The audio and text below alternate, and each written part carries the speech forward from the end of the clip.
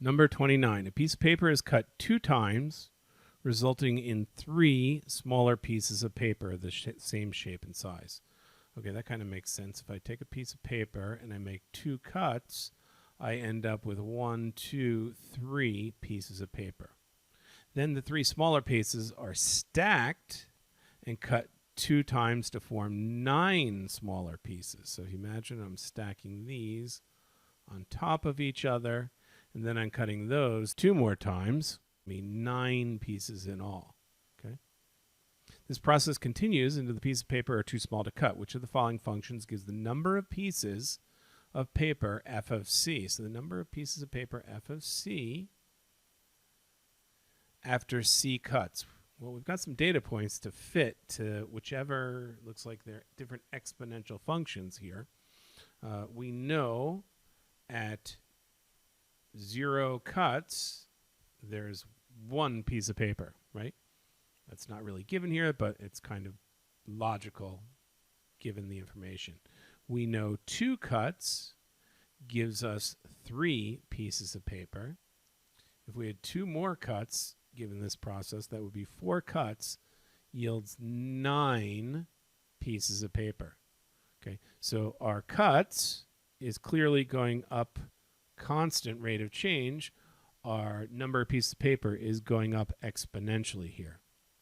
So how would we fit that? It looks clear our multiplier is going to be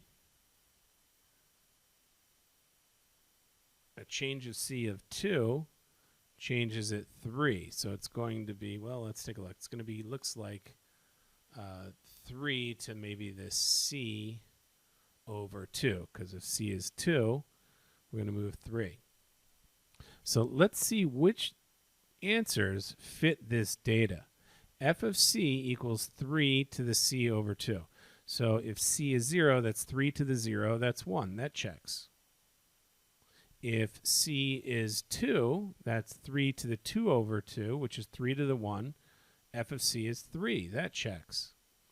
If c is 4, that's 3 to the 4 over 2, or 3 squared, which is 9. That checks. This looks to be the answer, but let's be careful. There's a possibility another answer choice for this data fits as well. So let's check the other options. 3 to the c over 2 plus 1.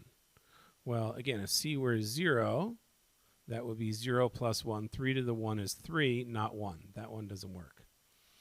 3 to the 2c. So if c were 0, that would be 3 to the 0 or 1. That fits. If 3 to the 2c were 2, that would be 3 to the 4th, which is 81. It's not 3. That does not fit our data. Okay, so that one fit the first point, but not the rest. 3 to the 2c plus 1. Well, it looks like 2c is the wrong sort of setup. This is going to be even worse than c. If I had c of equal 2, my exponent would be 2 times 2 plus 1, or 5. 3 to the 5th is not 81. It's 243. It's even worse. We need it to be 3. So the only answer that fits the data given is A. That's the correct answer for 29. Okay, number 30.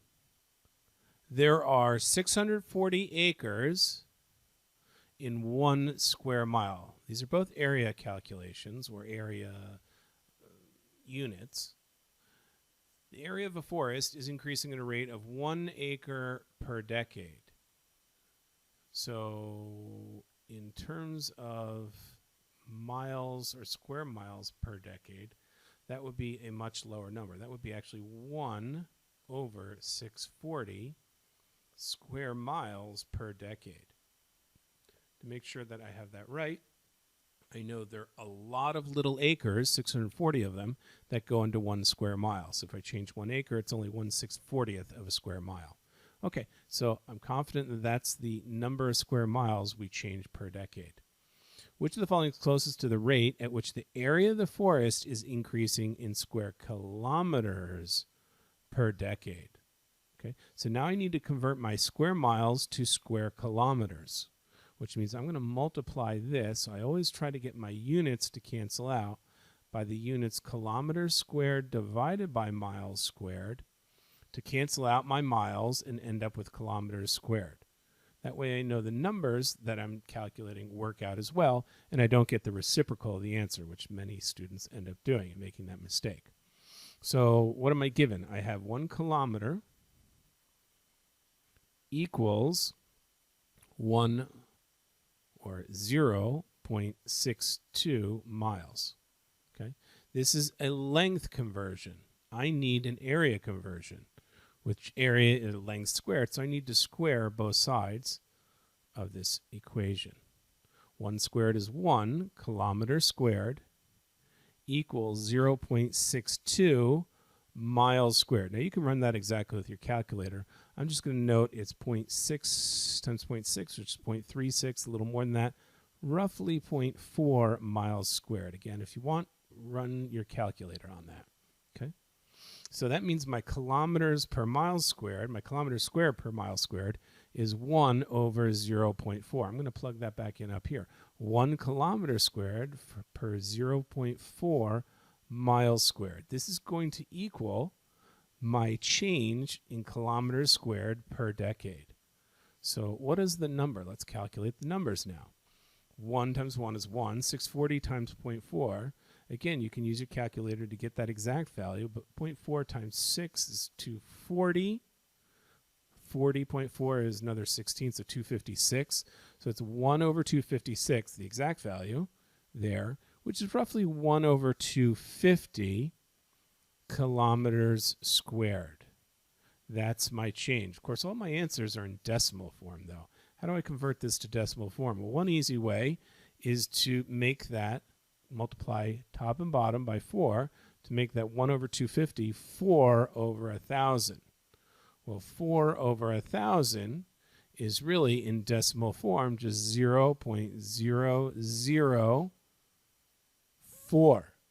4 is in the thousandths place in decimal form there. So my correct answer for 30 is going to be D, 0.0041. Again, I could have used a calculator to get the exact result, but I don't think that was really necessary. And the answers are differentiated enough that my estimate is sufficient to get to the exact answer, D for 30.